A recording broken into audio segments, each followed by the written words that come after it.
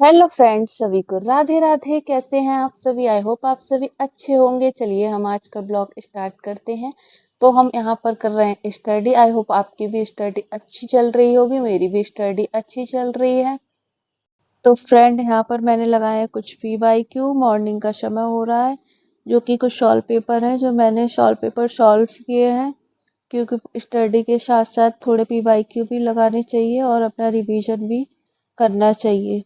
तो friend, morning का समय हो रहा है, मॉर्निंग में थोड़ा काम हो जाता है, तो बीच बीच में मुझे काम के लिए उठना भी पड़ता है जब मैं स्टडी करती हूँ। ऐसा नहीं है कि कंटिन्यू मैं अपनी स्टडी रखूँ, बीच बीच में मुझे उठना भी पड़ता है, जाना भी पड़ता है, क्योंकि घर के काम को भी देखना पड़ता है मुझे। अगर फ्रेंड आप भी अपने घर की जिम्मेदारियों के साथ पढ़ाई कर रहे हैं तो फिर थोड़ा मुश्किल तो हो जाता है, लेकिन सब कुछ मैनेज करके चलना पड़ता है। तो मेरे साथ भी यही होता है कि मैं सब कुछ अपना मैनेज करके ही चलती हूँ, कब मुझे स्टडी करनी है, किस टाइम मुझे समय मिल रहा है। तो जब भी समय के अकॉर्डिंग ही मैं अपनी पढ़ाई करती हूँ। स्टडी का टारगेट भी मैं उसी के अकॉर्डिंग बनाती हूँ कि मेरे पास कितना समय है। ये नहीं है कि मैं टारगेट ज़्यादा बना लूँ और फिर मैं कंप्लीट नहीं कर पाऊँ। तो अपना टारगेट आप लोग भी इसी तरह बनाएं कि आपके पास कितना समय है। किसी के पास 4 घंटे का समय होता है तो किसी के पास 5 घंटे का समय होता है। तो ऐसा नहीं है कि मेरे पास बहुत ज़्यादा समय है, सारे दिन मैं स्टडी ही करूँ, क्योंकि मैं भी अपने लिए स्टडी के लिए टाइम ही निकालती हूँ। तो वही मैं दोपहर में 2 घंटे की स्टडी कर लेती हूँ, मॉर्निंग में आधे या 1 घंटे की स्टडी हो पाती है, लेकिन मेरी स्टडी जो होती है वो नाइट में होती है। नाइट में मैं 10:30 से 12-1 बजे तक अपने अच्छे से स्टडी करती हूँ। तो फ्रेंड, जब भी आपको टाइम मिले तो आप उसी के अकॉर्डिंग अपना एक टाइम टेबल बना लें और उसी के हिसाब से आप अपनी पढ़ाई करें।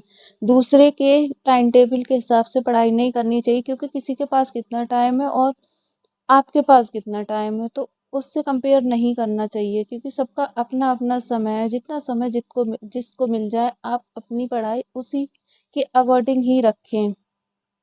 तो फ्रेंड, मैं भी अपनी पढ़ाई घर की जिम्मेदारियों के साथ साथ कर रही हूँ, क्योंकि घर के कामों से और बच्चों के काम से जब मैं फ्री हो जाती हूँ, जब ही अपनी स्टडी कर पाती हूँ। ऐसा नहीं है कि मैं सारे दिन स्टडी करती हूँ। एक बहन मुझसे पूछ रही थी कि दीदी आप कितने घंटे पढ़ती हो? तो कभी मैं 3 घंटे भी पढ़ लेती हूँ, और लेकिन ज़्यादातर मेरे लिए 5 घंटे का ही टाइम मिल पाता है, और मैं अपनी 5 घंटे पढ़ाई डेली करती हूँ। तो फ्रेंड, मैं आपको बता दूं, मैं यूपी टीजीटी की तैयारी कर रही हूँ और मेरा सब्जेक्ट संस्कृत है। तो मैं जब भी मुझे टाइम मिलता है इसी तरह अपनी स्टडी करती हूँ और अपना छोटा सा टाइम टेबल बनाती हूँ, उसी के अकॉर्डिंग अपनी पढ़ाई करती हूँ।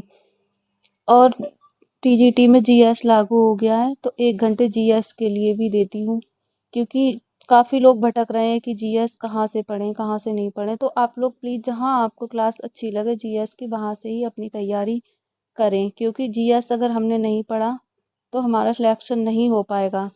सिलेक्शन का जो भी वो है वो जीएस के ऊपर ही है। हमें सीट तभी एक मिल पाएगी जब हमारा जीएस अच्छी तरह तैयार हो जाएगा। काफ़ी चैनल पे जीएस की क्लासेस चल रही हैं, तो फ्रेंड आप लोग वहाँ देख लीजिए, जहाँ भी आपको समझ में आए वहाँ से ही पढ़िए, क्योंकि हर जगह जीएस पढ़ा रहे हैं, लेकिन हमें समझ में आना चाहिए और हमें विश्वास के साथ वहाँ से पढ़ाई करनी चाहिए, तभी हमें समझ में आएगा कुछ। क्योंकि चैनल पे तो काफ़ी पढ़ाई हो रही है लेकिन समझ में नहीं आ रहा है। तो मैं सोच रही हूँ कि जीएस का मतलब बैच ले लूँ। बैच से ये होगा कि हमें उतना ही पढ़ाया जाएगा जितना हमारा सिलेबस में है, एक्स्ट्रा नहीं पढ़ाया जाएगा। पता नहीं, ज़्यादातर क्लासेस चल रही हैं उनमें पता नहीं क्या क्या पढ़ा रहे हैं, कुछ तो समझ में नहीं आ रहा है। 1-2 क्लास पर ही समझ में आ रहा है, तो मैं वहीं से अभी कर रही हूँ। फिलहाल मैंने अभी बैच नहीं लिया है, मैं बैच लेने की सोच रही हूँ। बैच अगर मैं लूँगी तो आप लोगों को ज़रूर बताऊँगी। आज के लिए इतना ही, प्लीज़। राधे राधे सभी को।